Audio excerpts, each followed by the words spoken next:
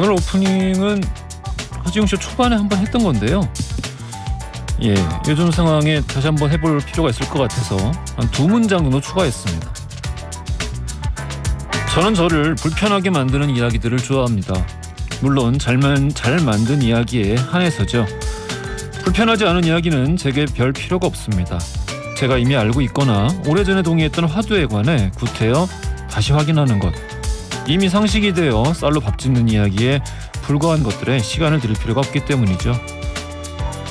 어떤 이야기가 불편하다며 의도를 확신하고 검열을 주장하는 사람들의 말을 들어보면 이야기의 화자가 바로 그 불편한 광경과 설정에 동의하고 있다고 생각하는 것 같습니다. 하지만 윌리엄 골딩은 소년들 사이에 사륙에 동의해서 파리대왕을 쓴 게 아니고, 조지 오웰은 전체주의 정부에 의해 지배당하고 싶은 욕구 때문에 1984를 쓴 게 아니며, 블라디미르 나보코브는 미성년자와의 사랑을 널리 권하기 위해 롤리타를 쓴 게 아닙니다. 작가의 의도와는 관계가 없거나 오히려 의도를 강조하기 위해 전개상 필요했던 특정 장면, 설정을 문제 삼아 검열하기 시작하면 그건 칼날이 아니라 부메랑이라 반드시 내 일상생활 안에 상상도 못했던 방식으로 돌아오게 됩니다. 그때 가서 내 의도는 그게 아닌데 왜 맥락을 보지 않아? 라는 변명을 들어줄 사람은 아무도 남아있지 않을 겁니다. 세상을 일컬어서는 것과 악한 것, 그리고 옳은 것과 그른 것으로 명쾌하게 나뉘어지지 않습니다. 그 사이에는 반드시 회색지대가 존재하며 입장과 관점에 따라 판단이 완전히 달라지는 경우도 허다하죠. 때로 불경하고 비윤리적으로 보이는 저 회색지대를 바라보는 일은 불편하고 고통스럽습니다. 하지만 세상을 바꾸는 대안과 영혼을 살찌우는 양식이 언제나 저 불편한 회색지대 안에서 나왔다는 사실을 우리는 결코 잊어서는 안 됩니다. 회색지대를 정면으로 마주하고 고민할 때 비로소 우리는 진짜 위기에 대비할 수 있을 겁니다. 8월 25일 화요일 허지웅쇼 출발합니다.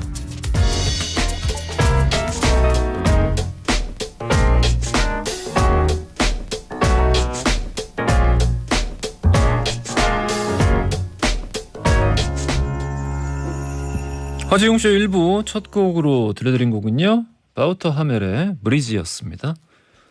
김영현님, 공감가요. 회색지대의 일상들을 뒤돌아보게 되네요. 최현우님, 처음 왔어요. 꺄 좋네요. 이기영아님, 웅디 헌혈하고 쉬면서 대기 중이에요. 코로나로 인해 헌혈하는 사람들이 많이 줄었다고 하네요. 바쁘시겠지만 잠깐 시간을 내서 함께 동참해요. 헌혈은 사랑입니다.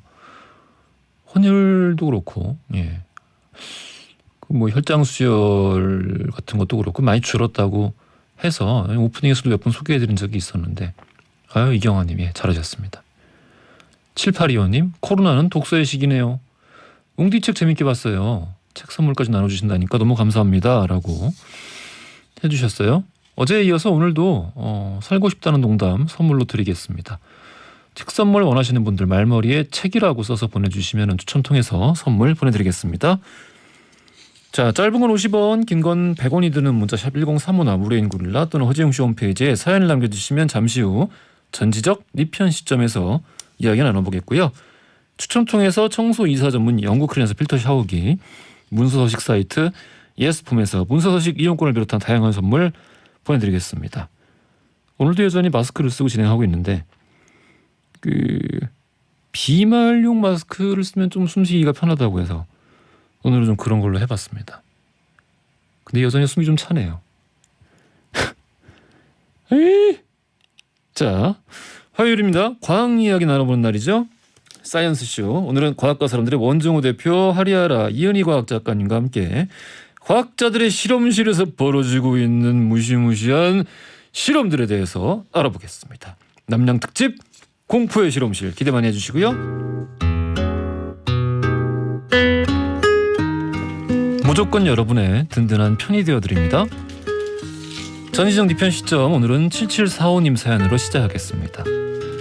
공디, 한 후배가 요즘 회사에서 인사를 제대로 안 한다는 소문이 도는 거예요. 후배한테 직접적으로 말해주기 좀 그래서 요즘 너 소문 돌아? 이렇게 돌려서 말해줬거든요. 그런데 이 후배는 자기가 잘생겨서 박서준 닮았다는 소문이 난 줄 알고 좋아하더라고요. 왜 이렇게 눈치가 없는지 속 터지겠어요. 이 뭐 너 냄새나도 아니고 인사 안 하는 거 정도면은 그냥 대놓고 그냥 예 말씀해 주시는 게 후배한테도 좀 좋지 않을까 싶습니다. 인사 안 하면 진짜 화나죠. 인사 굉장히 중요합니다. 혹시 우리 청취자분들은 다 잘 아시겠죠. 자, 김태경님, 제가 40대 중반이지만 결혼을 하지 않는 미혼이에요. 병원에서 접수를 하고 기다리고 있는데 간호사분이 저를 부르면서 아버님이라고 하더라고요.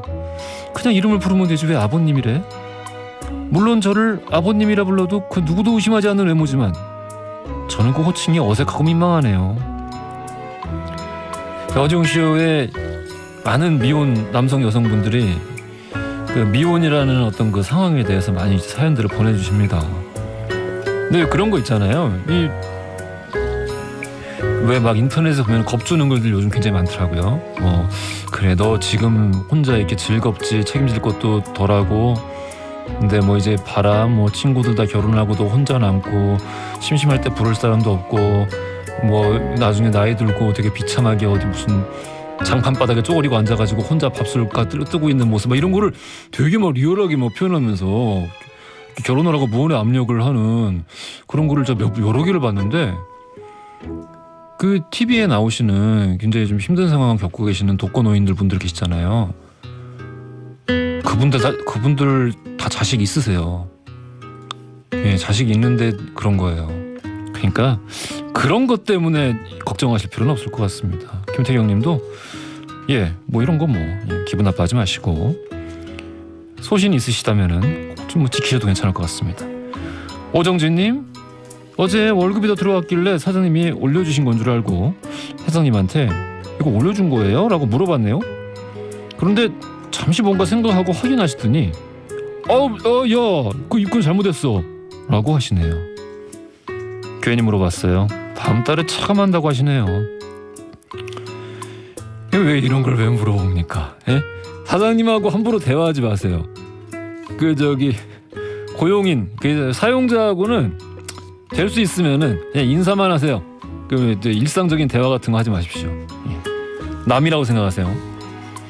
전지전 2편 시점에서는 여러분의 다양한 사연들을 기다리고 있습니다. 짧은 건 50원, 긴 건 100원이 드는 문자 샵 1035나 무료인 고릴라 또는 저희 허지웅씨 홈페이지에 사연을 남겨주시면 추첨 통해서 선물 보내드립니다.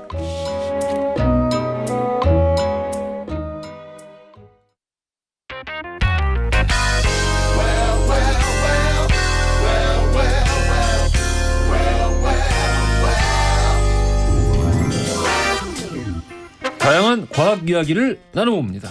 사이언스쇼. 오늘은 하리하라 이은희 과학 작가님, 과학과 사람들의 원종호 대표님과 함께합니다. 두 분 안녕하십니까? 네, 안녕하세요. 안녕하세요. 참 마스크 쓰고 답답하시죠? 이렇게 방송해보는 거 처음인 것 같아요. 저희도 팟캐스트 녹음하면서 어제부터 마스크를 쓰기 시작했어요. 네. 그러니까요. 이게 이제 실내 실외 가리지 않고 네.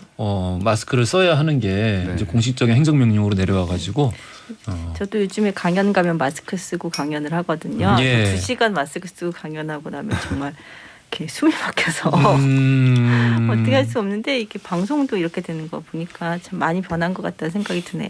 그렇죠. 불과 몇 년 전까지만 해도 마스크 쓰고 다니면 되게 예민한 사람. 네. 그렇죠. 예, 뭐야 쟤 뭐 스스로 특별하다고 생각하는 거야? 연예인. 네, 맞아, 연예인. 연예인. 예, 뭐 그런 생각을 했었는데. 사실 방송국에 마이크가 있다 보니까 예. 좀 더 신경 써야 되는 것도 네, 맞죠. 그렇죠. 저희 요거 마이크 요거 매일 우리 엔지니어분들이 네. 매 코너 프로그램 끝날 때마다 바뀔 때마다 요것도 같이 교체하세요. 그렇게 하셔야 될 마이크 거예요. 소리 될 것 같아요. 예. 네. 자, 그러면 본격적으로 들어갈 텐데 들어가기 전에 오늘도 가벼운 이야기부터 좀 한번 해볼 것 같은데 미국에서 식품의약품 FDA가 코로나19 혈장 치료제 사용을 긴급 승인했다라는 뉴스가 있었습니다. 혈장 치료제 이게 어떤 건가요? 네, 우리 피 속에 왜 면역 세포가 항체를 만든다고 하잖아요. 그렇습니다. 그래서 어떤 병에 걸렸다가 나으신 분들은 그 혈장 속에 항체가 들어 있어요. 그래서 아직 이렇게 코로나처럼 새롭게 발병된 질환이고 아직까지 치료제가 없는 경우에요. 사실은 그 병에 걸렸다 나으신 분의 몸에 있는 항체가 아주 유용하고 유일한 치료법이 될 수가 있거든요. 예. 그래서 이 혈장 치료제는 예전부터 뭐 에볼라라든가 아니면 메르스 시대에도 많이 쓰였었거든요. 그래서 사실 이번 코로나에서도요. 원래 이게 3월부터 이걸 해야 된다는 얘기들이 몇 번 나왔었거든요. 왜냐하면 도대체 약도 없고 방법이 없으니까 했는데 그 당시까지만 하더라도 이것을 쓰는 것에 비해서 즉 예를 들어 득보다 실이 더 클 수 있다라는 얘기가 있었어요. 왜냐하면 이게 혈장 전체를 집어넣는 거기 때문에 혹시나 이것을 수혈하시는 분이 제공하시는 분이 뭐 예를 들어 다른 종류의 병에 걸려 계시다거나 그렇죠. 예. 하면은 그 병도 같이 들어갈 수가 있는 가능성이 있기 때문에 이 혈장 치료제는 대부분의 경우 다른 방법이 없을 때 정말 중증 환자에 대해서 사용하는 방법이었거든요. 그래서 그 당시에는 코로나의 사망률이 메르스라든지 그 에볼라처럼 아주 높지가 않으니까 그렇게 안 한다고 하다가 이제 지금쯤 돼서는 더 이상의 확산을 방지하고 또 중증 환자들이 너무 많으니까 너무 많이 죽고 예, 이렇게 이거라도 쓰면 되지 않을까. 그리고 기존에 지금 미국에서는요. 예. 최후의 방법으로 좀 써왔다고 하더라고요. 그런데 그 과정에서 이렇게 부작용보다는 긍정적인 반응이 더 많았다라는 이유로 이걸 승인했다고 하는데 아직까지는 이제 그 공식적인 치료 목적이라기보다는 사실은 어쩔 수 없어서 쓰는 최후의 방편에 가까운 거죠. 방법으로. 네. 한 2달 전인가 3달 전에도 국내에서 이제 국내 의료진에 의해서 그 이미 이제 코로나 완치된 분들의 혈장을 수혈을 해가지고 굉장히 극적으로 상태가 좋아지신 사례들을 몇 번 소개를 했었고, 근데 이제 혈장 헌혈들을 이제 코로나19 완치자분들께서 이제 좀 덜 해주셔가지고 좀 상황이 좀 위급하다. 그래서 좀 많이 좀 해달라라는 내용을 오프닝에서 한번 다룬 적이 있었는데. 미국도 그러니까 똑같이 이제 네, 뭐, 사실 미국은 환자가 훨씬 많기 때문에 걸렸다 나으신 분도 더 많고요. 이걸 더 많이 수급할 수 있어서 사실은 대규모로 테스트할 수 있는 가능한 곳이거든요. 하고 있는데 이 경우에는 이제 전제 조건이 일단 코로나에 한번 걸리셨다가 나으셔야 되고 그리고 그 항체가 아직까지 혈장 속에 어느 정도 돌아다니는 수준이어야 되기 때문에 헌혈하실 수 있는 기간도 사실은 딱 정해져 있고 그 대상도 많지 않거든요. 맞아요. 그래서 이런 분들 계시면 그리고 특히나 이런 분들 같은 경우 기존에 뭐 B형 간염이나 C형 간염이나 또 다른 혈액 매개 질환 가지신 분들은 또 수혈이 안 돼요.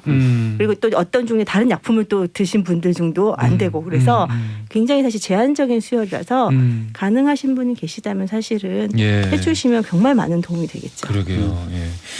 이게 또 올해 11월이죠. 우울한 얘기가 돼버렸네요. 그 트럼프 대통령 대선 때문에 재선을 위해서 좀 서둘렀다는 얘기도 있더라고요. 네, 사실은 이게 이런 실험을 대규모 실험을 하게 되는 경우에는 대조군이 있어야 돼요. 그러니까는 이 혈장을 투여해서 살았는지 아닌데 다른 경우로 살았는지 알려면 똑같은 환자한테 한쪽은 혈장을 투여하고 한쪽은 투여 안 하고 해서 실험을 해봐야 되는데 사실 이게 불가능한 경우거든요. 그렇다고 그분한테 치료를 안 할 수가 없으니까. 그래서 지금 현재로는 정말 이게 효과가 있는지는 있을 것 같지만 100% 그 신뢰할 수는 없다라는 거죠. 네. 대표님 유전자 조작 모기 얘기도 있네요. 네. 모기를 유전자 조작을 했습니까? 예, 이게 참 지난번에 우리 모기 얘기하면서 모기를 박멸하는 방법으로 이제 유전자 조작된 모기를 퍼뜨려서 뭐 이런 얘기를 살짝 했던 적이 있는데 그 일이 실제로 일어난 거죠.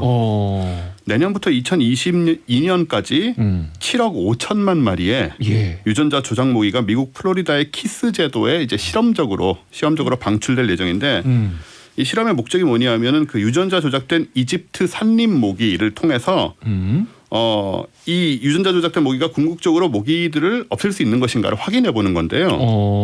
근데 이집트 산림 모기라는 모기도 이게 만만한 모기가 아닙니다. 이게 그래요? 네, 이 지카 바이러스, 댕기열, 황열병 같은 병을 옮기는 좀 무서운 모기인데, 근데 이제 아시다시피 피를 빨아먹는 모기는 암컷뿐이잖아요. 그렇습니다. 수컷 모기는 이제 꿀만 빠니까 수컷 모기만을 이제 퍼뜨리는 거죠. 그래서 이 모기들이 병을 옮길 일은 없어요. 원리는 뭐냐면 그 OX5034라는 유전자를 조작을 합니다.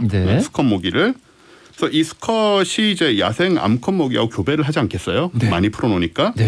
근데 새끼가 암컷인 경우, 그래서 낳은 새끼가 암컷인 경우에는 애벌레 단계에서 죽게 되고요. 자손이 수컷인 경우에는 이 동일한 유전자를 계속 갖고 전파를 하게 돼요. 그래서 결과적으로 이제 수컷 모기는 죽지 않지만 결국 이제 암컷이 없어지니까 번식하기 어려워지고 일단 그렇겠죠. 암컷들이 죽었으니까 이미 새끼 때 혹은 이제 교미를 한다고 해도 계속 그 유전자가 이어지니까 이게 이제 반복되다 보면 이제 모기가 점점 줄어든다. 이 원리인 거죠. 그래서 어떻게 보면은 뭐 좋은 방법, 효과적인 방법이라고 할 수 있겠지만 역시 이제 지역 주민들 같은 경우에는 좀 걱정을 합니다. 왜? 왜냐하면 이게 프랑켄슈타인 모기 뭐 그런 것이 아니냐. 프랑켄슈타인은 그 박사 이름인데 왜 자꾸? 그렇죠. 이게 저도 항상 지적하는 부분인데, 그 박사 이름이고 그 괴물 이름이 아닌데. 근데 그래서 이제 어쨌든간에 유전자를 이렇게 조작한 모기를 퍼뜨렸을 때 혹시 우리가 그 지역 사람들이 불필요한 위험에 빠지게 되지는 않을까, 뭔가 조금 비과학적인 생각일 수 있지만. 그 근처 사는 분들은 어쨌든 7억 5천만 마리나 되는 새로운 모기가 풀리는 거니까 좀 걱정이 될 수는 있겠죠.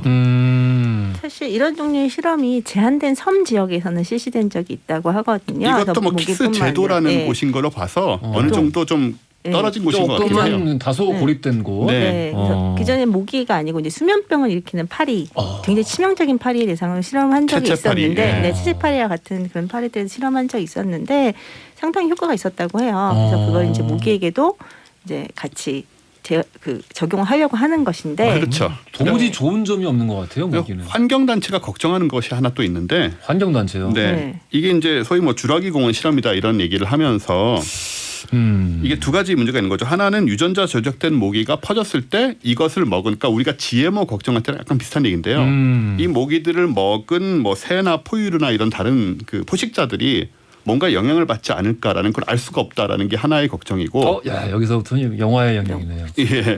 두 번째는 모기가 이래서 사라지는 경우에 그 모기를 먹던 그 포식자들도 같이 죽게 되면 혹시라도 잘은 모르지만 그런 식으로 생태계 교란이 일어나지 않을까 해서 또 환경단체들이 또 우려를 표명하고 있기도 합니다. 그 유전자 변형된 모기를 먹은 잠자리가 새만해져가지고 사람을 공격하는. 그런 생각까지 하고 있지 않겠지만 괜찮을 것 같은데 제가 투자 받겠습니다, 여러분. 투자 받아서 가능하면 영화로 한번 만들어 보도록 하겠습니다. 오늘도 변함없이 돌발 퀴즈 드리겠습니다. 1818년이죠. 영국 작가 메리 셀리는 인조인간의 위험성을 다룬 이 소설을 발표하는데요. 소설의 주인공이기도 한 이 과학자는 시체를 조합하고 전기적 힘으로 생명을 창조해내기도 합니다. 괴물 이름이 아니고요. 방금도 뭐 얘기가 잠깐 나왔습니다만은 과학자의 이름이죠.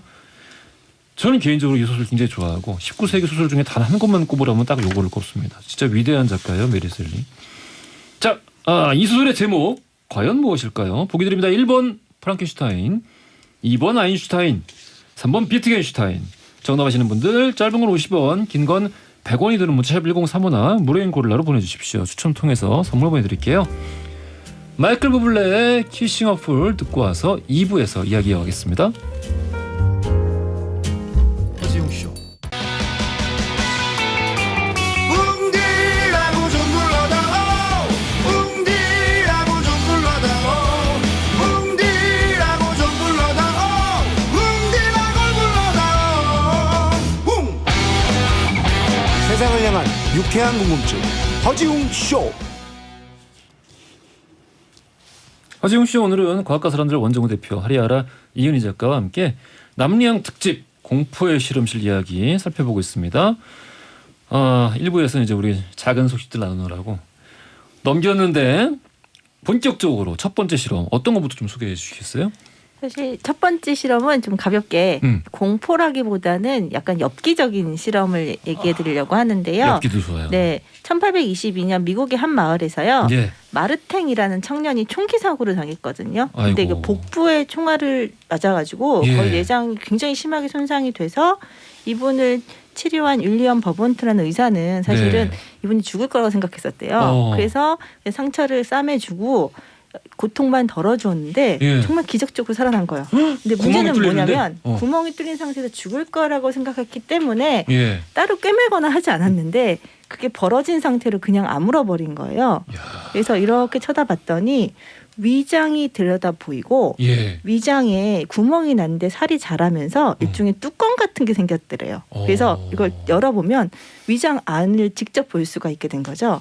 그래서 우리가 이제 위가 어떻게 음식물을 소화하는지 볼 수 있겠네요. 그래서 이분이 정말 이거 만나기 힘든 정말 정말 최고의 그런 실험 대상을 만난 거잖아요. 그래서 이 버몬트라는 의사와 마르탱은 계약을 맺고 실제로 실험을 하게 돼요. 그래서 어떻게 실험했냐면은 보통 우리가 음식을 먹게 되면 입에서 씹어서 넘기잖아요. 형체가 다 뭉그러지는데 그 음식 자체의 원형을 예를 들어서 고기, 빵, 채소 이런 것들을 따로따로 원형을 만든 다음에 그걸 실에 묶어서 위장에 있는 구멍에 집어넣는 거예요. 아, 입을 통하지 않고? 네. 그래서 야, 이게 무슨 그래서 한 시간이나 2시간쯤에 꺼내서 녹았는지 소화가 됐는지 안 녹았는지를 봤더니 빵은 시간이 지나도 젖기만 하고 부스러지지 않는데 고기는 부스러지고 소화가 되는 게 보였대요. 그래서 위장은 탄수화물은 소화시키지 못하지만 단백질은 소화시키는구나. 고기 그런 효소가 거기서 나오는구나.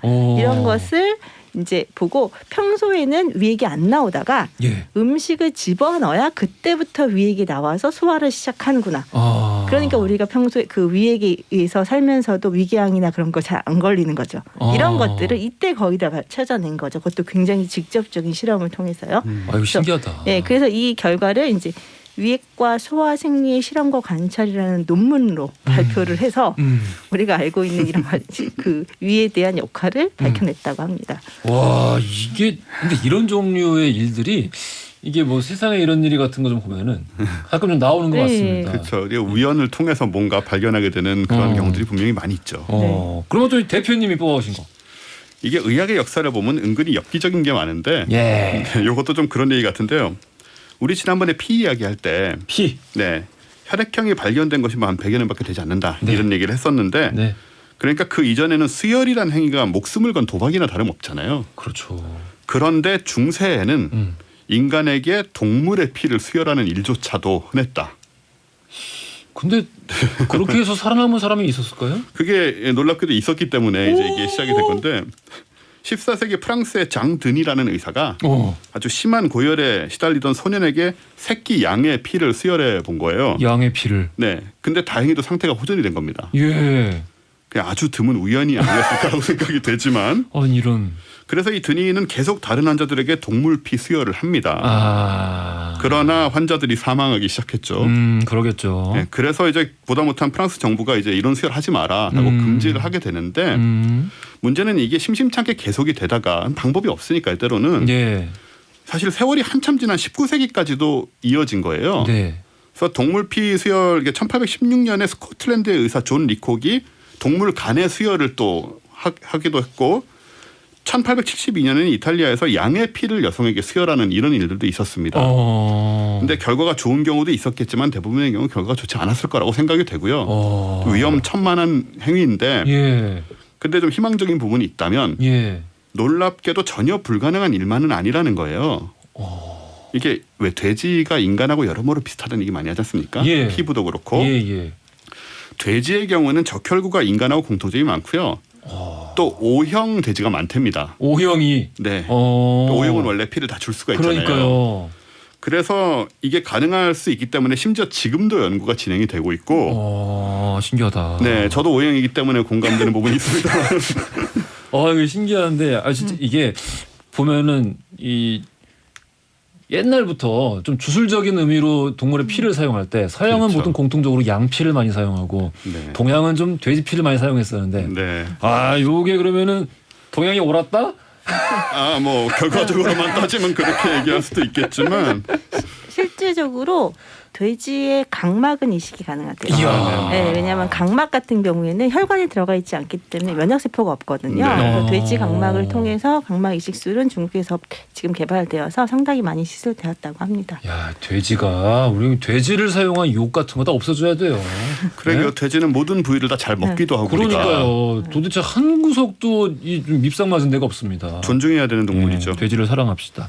자, 작가님 전두엽 절제술 이거 정말 관심 많습니다. 사실 이거 영화에 되게 많이 나오죠. 너무 많이 나와요. 나오는데 사실 이게 실제로 1930년대에 포르투갈의 신경생리학 교수였던 모니스란 분이 정신질환자 치료 방법을 찾고자 이제 고민을 했는데요.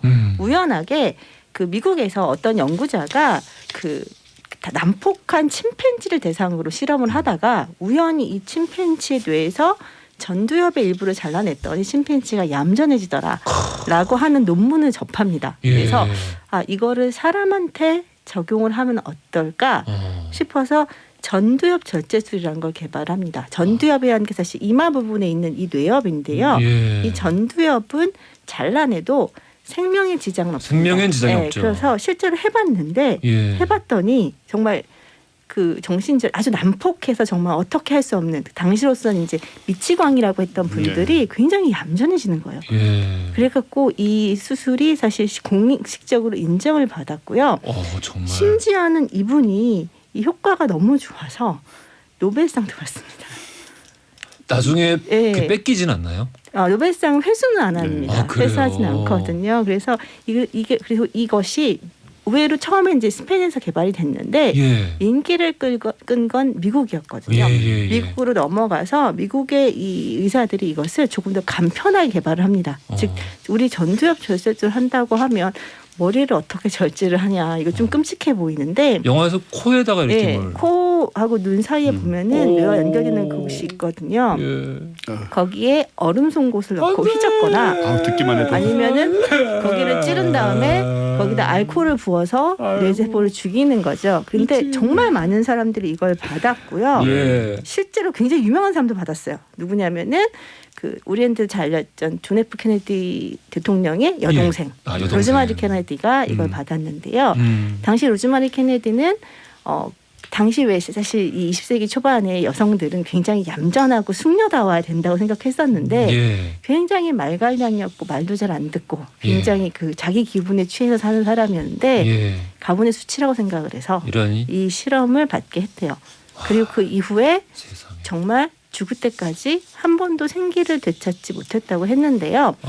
당시에는 사실 이 정신질환자들에 대한 이 인식이나 태도가 지금보다 훨씬 안 좋았던 시기였거든요. 이걸 병이라고 생각하지 못했고 일종의 뭐 귀신이 들렸다거나 아주 이상한 생각을 했었잖아요. 그래서 이분들을 통제하는데 가장 그 가성비가 높은 방법을 찾은 거예요. 그런데 사람이 전두엽을 파괴해버리게 되면 이성이 망가지고 의지가 사라진대요. 사실 뭔가 난동을 부리는 것도 의지가 있어. 살고 싶어하는 의지와 의욕이 있어야 가능한 건데 그 자체를 없애버리니까 화가 나더라도 이 화를 표할 힘이 없는 거예요. 그래서 무엇하나. 그러니까 인간일 수 있는 부분들이 다 전두엽에 사라진 거죠. 그러다 보니까 이분들이 얌전해졌는데 겉으로 보기에는 밥만 주면 이제는 옛날처럼 막 쫓아다니거나 막 이상한 짓을 안 하니까 관리하기가 훨씬 쉬워지는 거죠. 그래서 이것을 아주 적당한 치료법이라고 생각을 해가지고 심지어 1949년에 노벨상까지 줬고. 근데 참 믿을 수 없는 얘기지만 참 끔찍하지 않습니까? 굉장히 교육을 많이 받고 유명한 거의 뭐 최고의 가문 중에 하나인데도 불구하고 당시에는 또 막 히스테리라는 것도 신경증이라는 것도 여성한테만 있는 걸로 학문적으로 인정을 받았잖아요. 이 히스테리아라는 단어 자체가 자궁을 의미하는 단어였었거든요. 여성들한테 있었다고 하는데 지금 생각해보면 그냥 활발하고 자기 주장이 강한 여성들을 다 히스테리로 몰아갔던 경우가 아주 옛날도 아니에요. 그럼 1940년대 얘기니까 지금 다큐 본 적이 있는데 정말 슬프고 화나더라고요. 이거 언제 공식적으로 금지됐습니까? 1960년, 70년대 이후는 공식적으로 금지가 됐는데요. 이 로즈마리 케네디는 10대 후반에 이걸 받고 80대까지 살았거든요. 그래서 거의 굉장히 오랜 세월 동안 그 상태로 생존을 했다고 합니다. 이게 그러니까 미친 과학자, 매드 사이언티스트를 상징하는 대표적인 수술이 아닌가 싶기도 하고 제가 아는 게임 중에 대결 게임 중에 매드 사이언티스트 캐릭터가 한 명 나오는데 필살기 중에 하나가 전두엽 공격이에요. 그러니까 그만큼 역사 속에 가장 대표적인 그래서 그런 부분이 아닌가 싶습니다. 이거 너무 심각해요. 강력한데요. 대표님 뭐가 또 있습니까? 저는 글쎄 이게 강력한 건지 좀 웃기는 건지 모르겠는데 과학의 역사에도 엽기적인 얘기들이 많고 과학 대중화의 역사도 많은데 진짜 과학 실험은 아니지만 그 어린이용 실험 장난감으로 원자력 실험 세트가 판매된 때가 있습니다. 이거 본 적 있다. 그래요. 1950년에 미국에서 발매된 장난감인데 원자력에 대한 이해를 돕기 위한 것이죠. 정말 어린이용이에요. 그러니까 우리나라 옛날로 따지면 과학 상자 같은 거잖아요. 그렇죠. 딱 그런 거죠. 근데 이때만 해도 방사능 위험이 별로 알려지지 않은 상황이라 당시 사회상이 어땠냐면요. 미국의 경우에는 핵실험의 버섯구름을 보러 다니는 그 일반인 대상 여행 상품이 있었어요. 관광객들. 네, 일반인들 그냥 뭐 노약자 이런 사람들까지 다 해가지고 버스에 싣고 가서 그거를 거대한 버섯구름이 보이는 데까지 가서 그걸 다 이렇게 참관하는 이야, 세상에. 그런 여행 상품이 있었고 그리고 미스 원자탄이라는 일종의 미인 대회도 있어서 이 버섯 구름 모양의 옷을 입고 버섯 구름을 배경으로 그분들이 사진 찍는 게 많이 있습니다. 찾아보면. 아이고 세상에 무슨 일입니까? 이런 시대다 보니까 왜냐하면 이때는 원자력을 뭐 비행기도 쓰고 자동차도 쓸 수 있다 이런 생각을 하던 때거든요. 그렇죠. 새로운 에너지. 네, 너무 새로운 이제 미래가 열렸다 이런 그렇죠. 거였으니까. 환상을 가지고. 예. 그래서 이 실험 세트에는 우라늄 광물 표본 4개가 실제로 들어있고요. 이게 무슨? 그리고 방사능 측정용 이제 가이거 개수 예. 같이 들어있는데 진짜라는 걸 증명하는 거잖아요. 가이거 개수기가 들어가 있어서. 진짜 우라늄이 들어있어요. 여러분 이건 그냥 돌이 아니에요. 막 이런. 야. 근데 그나마 이제 농축이 아니고 천연 우라늄이라 좀 덜한다고 하지만 이거 얼마 정도에 팔았대요? 이게 30만 원 이상 당시 돈으로 30만 원 이상 하는 고가였고요. 엄청 고가인데? 근데 5천 세트 이상이 팔렸고 5천 세트요? 심지어 지금도 이베이에서 찾아볼 수 있다고 해요. 맞다. 원자력이 반감기가 45억 년이니까 뭐 아직도 안 좋을 것 같은데 네. 이게 뭐 그냥 있으면 그래도 좀 괜찮은데 애들 같은 경우에 이걸 뭐 입에다 넣고 이럴 수 있잖아요. 아야 안 돼. 이게 무슨 말도 안 되는 일이니까. 예, 이런 게 이렇게 멀쩡하게 팔리던 시절이 있었습니다. 야, 자 이번에 또 오늘 재밌는데 노벨 생리의학상과 관련된 이야기가 또 준비되어 있다고. 사실 노벨 생리의학상에 보면은 정말 엽기적인 실험을 하신 분들이 많은데 아까 그 무니스 같은 경우에는 조금 남들을 대상으로 실험을 하셨는데요.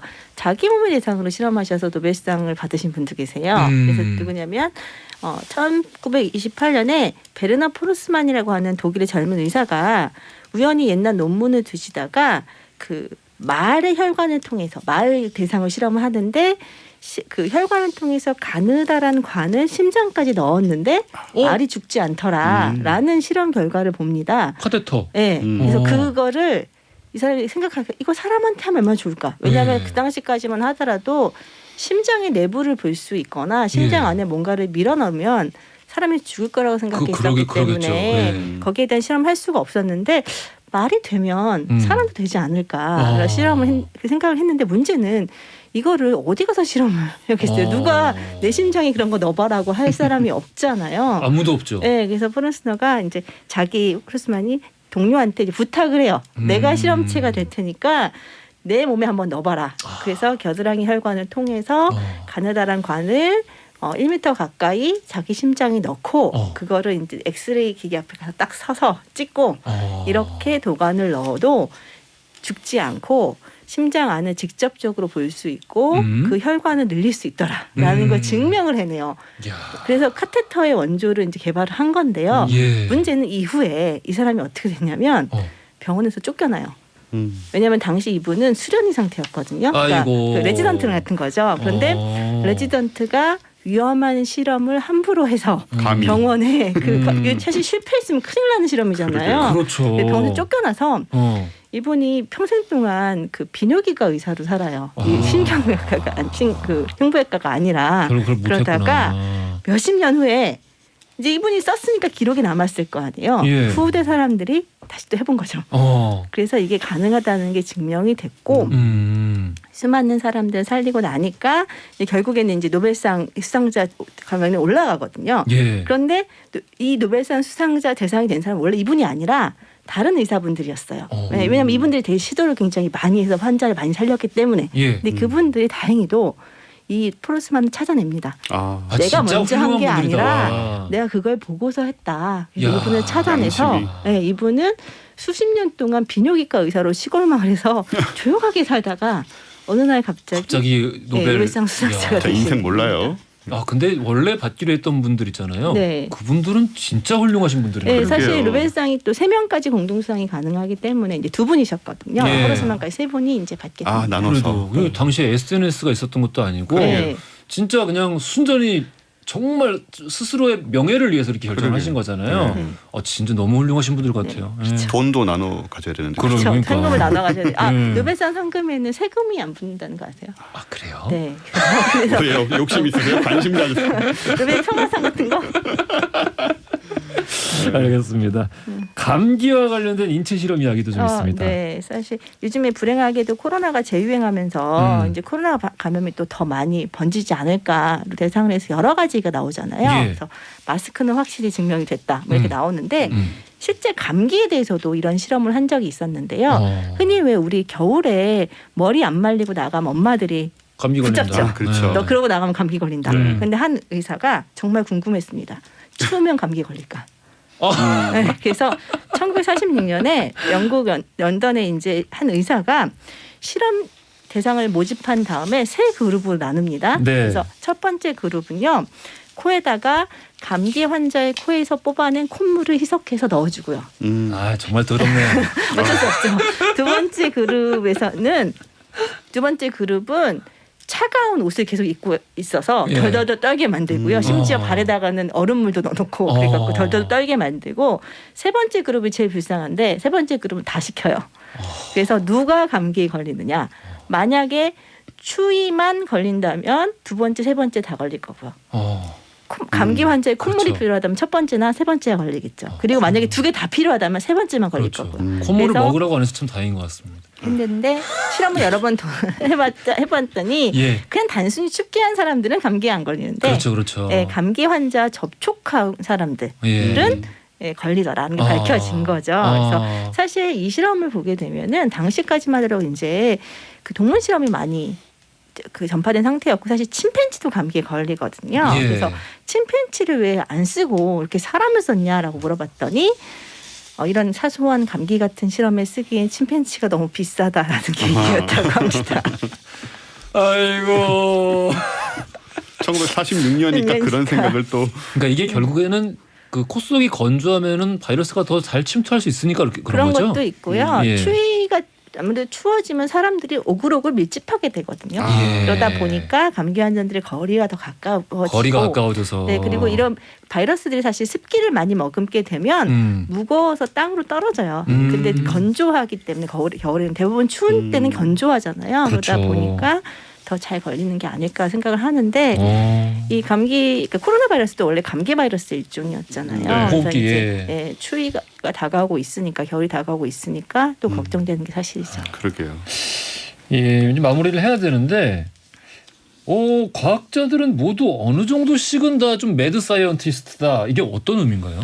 네, 사실 저도 그거 느끼는데요. 제가 눈 이야기라는 책 쓰면서 예. 눈이 너무 보고 싶어서 의과대학 해부학 실험실에 참관도 갔었고, 법의학 부검실에 사실 참관도 갔었고, 안과병원 수술실도 정말 참관하고 그랬었거든요. 그러면서 너무 그게 신기하고 재미있었어요. 그래서 과학자의 기본은 예. 과학자는, 그러니까 과학이란 말 자체가 원래 알다란 뜻이거든요. 예. 그러니까 아는 것이 즐거운 사람들인 거예요. 그러다 보니까 남들이 모르는 걸 알아가려고 하는 욕심이 좀 지나치면서 이런 거의 매드 사이언티스트 같은 실험들을 하게 되는데, 그렇기 때문에 이제 사회에서 약간 한 번씩 감시해줘야 되는 게 또 과학자이기도 해요. 감시가 필요하다. 감시와 견제가 좀 필요하다. 대표님 그렇죠. 어떻습니까? 뭔가 이 우주의 비밀을 알려주겠다. 네. 라면서 좀 다소 좀 무리한 뭔가를 하게 한다면 누가? 글쎄요. 근데 저한테 그런 걸 가르쳐 주시려는 분은 많아요. 아 그래요? 과학자는 아니신데 아마추어 과학자분들이 우주의 비밀을 알았다고 연락을 주시고요. 예. 이거를 네가 당신이 나 대신 퍼뜨려주면 세미나 같은 데서 알려주면은 몇 조를 벌 수 있다라는 말씀을 저한테 하신 분도 계세요. 몇 조를. 근데 이분들은 과학자가 아니시기 때문에 매드 사이언티스트라고 할 수는 없지만 그냥 매드인가요? 네, 그래서 참 적어도 매드 사이언티스트가 되려면 어쨌든 과학을 이제 공부를 하고 그 기초를 가진 상태에서 그 말이라도 얻을 수 있지. 그냥 매드해서는 우리가 안 되지 않을까 그런 생각이 드네요. 알겠습니다. 자, 돌발 퀴즈 정답 알려드려야죠. 메리 셀리가 발표한 참 고딕 소설의 대표기도 하고, 이 아름다운 소설의 제목 뭐죠 대표님? 네, 누구나 아시겠지만 프랑켄슈타인입니다. 1번 프랑켄슈타인이었습니다. 자, 당첨자 명단 선고표란에 올려놓을 테니까요. 확인 꼭 부탁드리고요. 여러분께 좀 아쉬운 소식을 전해드려야 합니다. 오늘로 사이언스쇼 이 코너가 마무리가 됩니다. 이윤희 작가님, 원효고 대표님과도 끝인사를 드리게 됐는데, 저희가 이제 시즌 2를 마무리하는 거니까요. 너무 아쉽지만 제일 좋아하는 이제 시간이었는데 다시 또 뵐 날을 기대하고 있겠습니다. 오늘 두 분 이은희 작가님, 원종훈 대표님 감사합니다. 그동안 고생 많으셨어요. 감사합니다. 네. 자, 내일 이 맛에 산다 코너에서는요. 최근 머슬퀸 두 돈으로 화제를 모았던 명품 배우죠. 황석정 씨 만나보겠습니다. 황석정 씨한테 궁금하신 점 홈페이지 이 맛에 산다 코너에 남겨주시면 추첨 통해서 선물 보내드리겠습니다. 자, 오늘 끝곡으로는요. 2PM의 Again and Again 준비했고요. 이 곡 들으시면서 전 내일 아침 11시에 다시 찾아뵙겠습니다. 지금까지 허지웅이었습니다.